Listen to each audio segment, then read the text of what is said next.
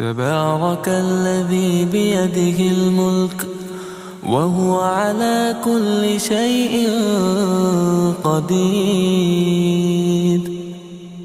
الذي خلق الموت والحياة ليبلوكم أيكم أحسن عملا وهو العزيز الغفور.